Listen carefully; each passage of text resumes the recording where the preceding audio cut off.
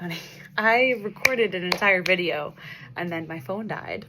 We love when that happens, but we're just gonna do it again. You wanna know why I think this is great? Because I was not feeling my best. I was feeling so distracted by, like, there's a show on downstairs. I was monitoring myself. Like, I wasn't allowing myself to just speak from the heart. And I was, monitoring myself to check for, is this going to be received well? Am I explaining this right? Am I explaining this in a way that's gonna sit well with somebody? Is it going to impact somebody?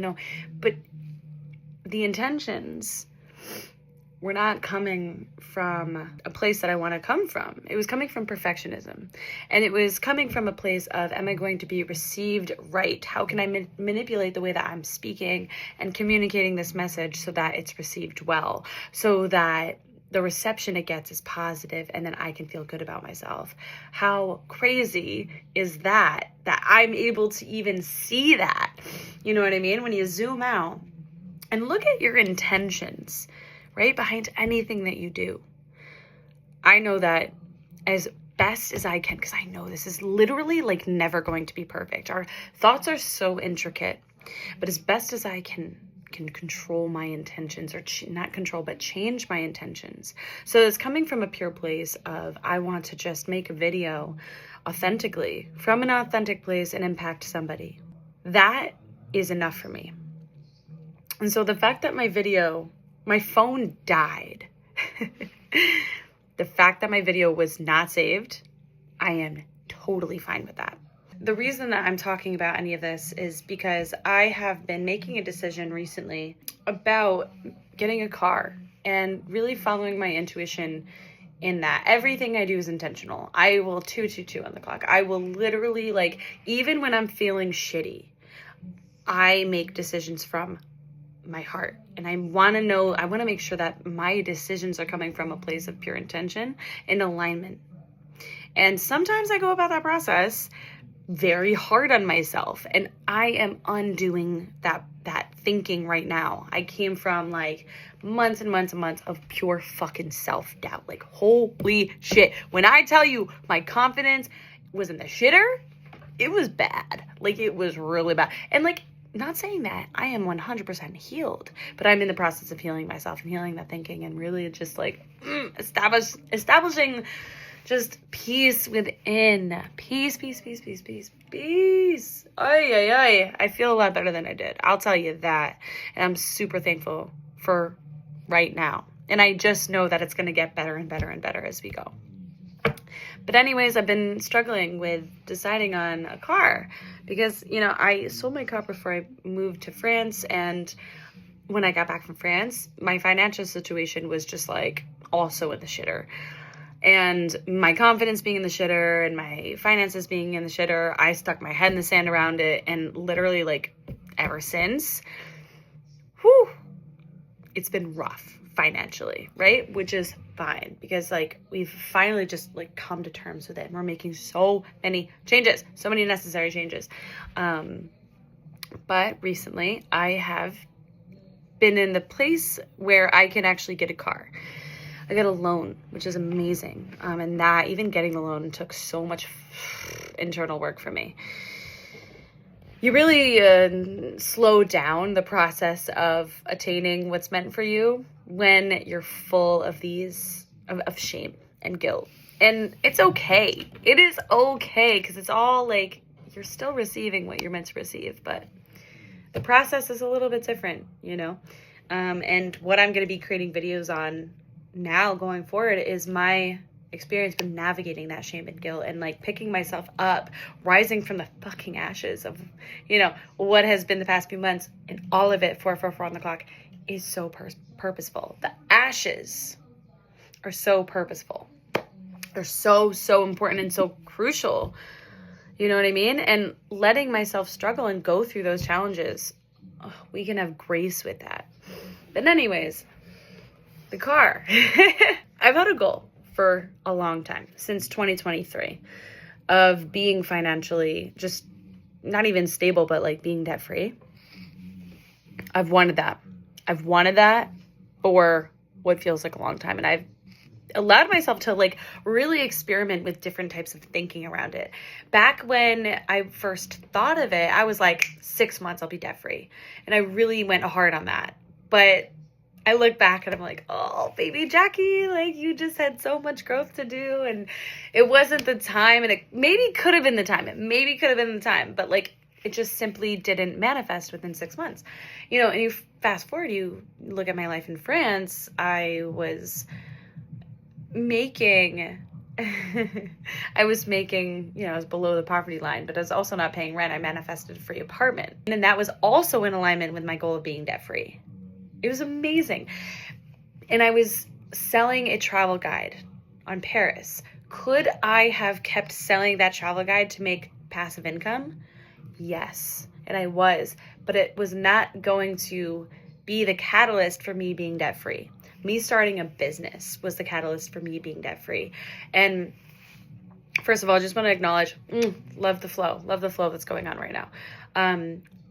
The business was the catalyst for being debt free, and starting a business required a lot of fucking changes, a lot of learning about marketing, social media, starting a business, the legality, the taxes, the mindset behind starting a business, creating offers. Literally, like, you look, all of the things on my wall, like this, it's all the experimentation and the thought process behind offers. And I thought of my first offer in 2023 when I first thought maybe I could be a life coach, you know what I mean? But now getting to that point of starting a business, like, this was the catalyst for being debt free.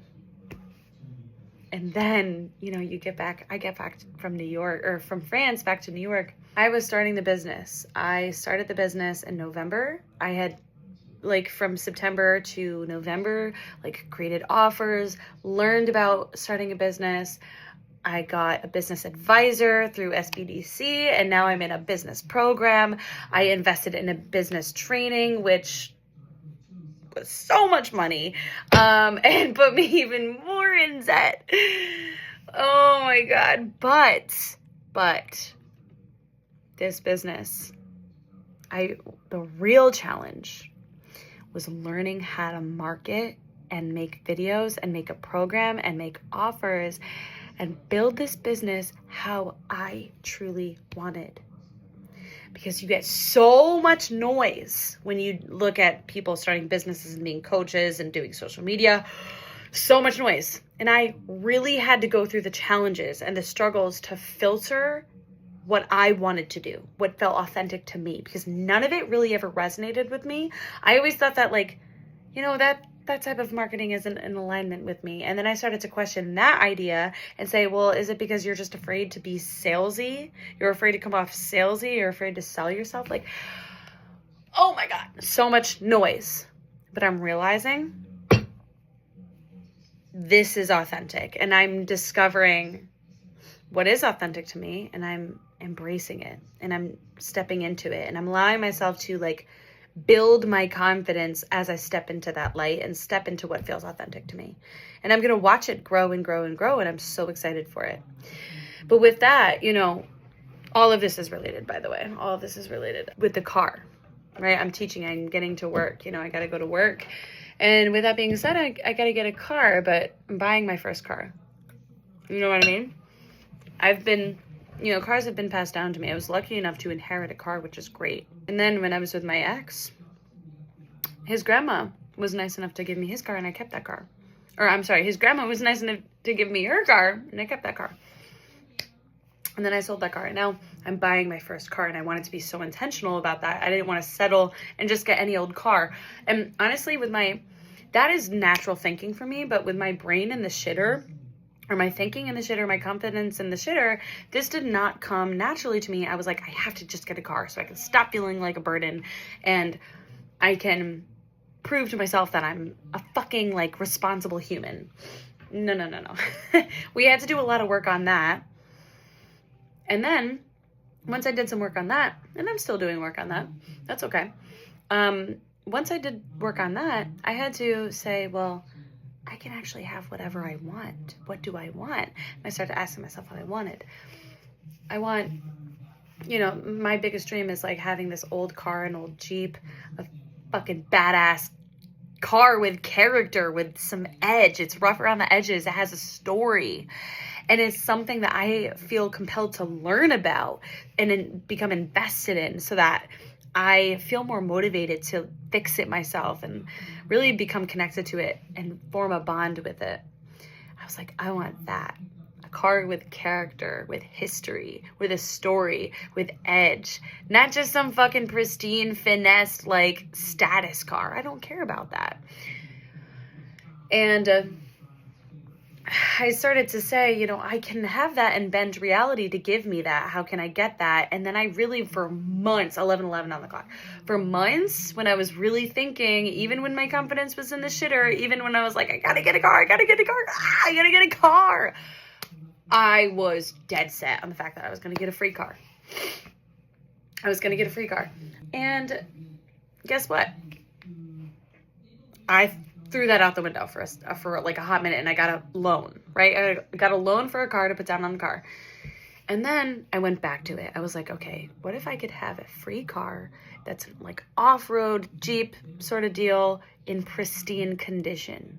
Like, undercarriage is perfect, hood's perfect, interior, like everything's good. And I don't care about a clean interior, but like undercarriage and hood, yes.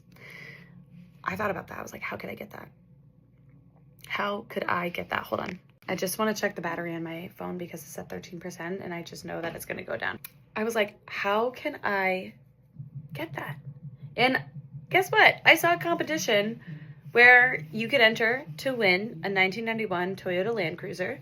I'm not even going to specify what company it is because I don't want to be associated with them to think that there's some kind of like fucking connection I have with them. I literally have no connection with them. I saw I could donate. I can do even like a mail-in to enter the sweepstakes for free. I did both. I donated money and I also mailed in an entry. And I'm like, I'm going to win. Literally what I want exists. That's crazy. I didn't even know that could exist. I was thinking of like all these other ways, like dreaming about these other ways I could get a free car. Like someone's traveling or this is real. Someone had a seizure and they can't drive for a certain amount of time. They need somebody to maintain their car, keep their car active so that it doesn't lose, life. I could get that car. And why did I want a free car? Here's why. I wanted to not put myself in more debt because my goal ultimately is to be debt free. And if I'm not in the financial position to even get my business off the ground, which I can, it's just a matter of allowing myself to, then I don't want to put myself in more debt, and getting a free car would align me with that. I had to really work on feeling worthy of that, first of all.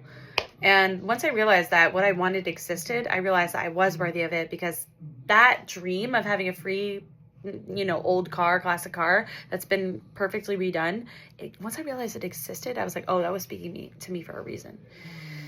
So here's what I'm struggling with right now. I am struggling with the fact that I feel the need to have a car right now so that I am not borrowing a car and not putting, my mother, who's nice enough to like let me use her car, it's kind of a spare in a sense. I don't want to feel like I'm taking freedom away from her and life away from her. Now, she and I have talked about this. She has expressed to me, I'm not imposing. She knows that I'm going to get a car at some point. However, I feel she may not be completely honest with me. But regardless, I want to be considerate. And I feel, I've been testing out cars. And there's this like perfect car. I'm just going to talk about it. 2013 Audi, mint condition, well-maintained. It's one owner. This owner brought it to the Audi dealership to get it taken care of. Like, this thing's in mint condition. The brakes are good. The tires have life in them. Nothing wrong with it. It's great. It's affordable. I have the money for it. I could put the money down tomorrow, but I don't feel right about it. I'm not a fucking Audi person. And I'm like, what do is there anything within me that is getting this for the status, for the external validation? Is there anything in me that's settling and jumping on it because of scarcity mindset? Like, what I want I have to snatch this car up because nothing else is going to come after that. That's like the last good option. I got to take it now before somebody else does. Scarcity mindset. Like, I want to make sure that my intentions are good. And I did a lot of work in this area. And I was like, you know what? This is how I feel, universe. I'm feeling this because I was putting a lot of pressure on myself yesterday. And I let go and I released it. I told the universe, this is how I feel. I didn't shame myself or guilt myself for feeling off, or feeling, having this difficulty, having this challenge with my intuition. I stopped feeling like I needed to be perfect, like I needed to be a certain way in order to manifest and be good enough and worthy enough in the eyes of the universe, because the universe is not fucking mad at me. We feel like we have to be perfect. We feel like we have to feel a certain way. We have to feel good, because any sense of doubt, guilt, uncertainty is like a sign that we're off. And then all of a sudden we're not manifesting. No, that's not how it works. Because what is meant for us will come for us. And if we really truly believe that, we have no choice but to receive it. And so it's not dependent on how we feel. And it's certainly not dependent on whether or not we feel good 24/7. The truth is, these emotions are a part of the human experience and we're allowed to feel them. And when we are feeling them, we offer them to the universe. And that means that we're being authentic. We're being honest and vulnerable and transparent, and we're not forcing ourselves to be any type of way in order to receive what we want. We don't manipulate ourselves to receive what we want. We just are. We simply allow ourselves to be what we are. And we say to the universe, this is how I'm feeling. I trust that you're working with me. I trust that you're still with me. I'm feeling uncertainty, doubt, guilt, whatever emotion in this area. What can you show me? And then you take a step back and you look at it and you say, you know what? I'm so thankful and grateful that I can feel this range of emotions, because that's a part of the human experience. How cool is it that I get to feel that? And then the acceptance that comes from that is just mind-blowing. And then the universe can work with you. Once you accept how you're feeling, the flow occurs. And you can really process that in an efficient way. And so this is the conclusion I came to. If I'm meant to have the Audi, I will. If the Audi gets taken tomorrow, I wasn't meant to have it. If I put the money on the table and they say no, and they reject my offer, I wasn't meant to have it. 555. If I am meant to have it, I'll have it.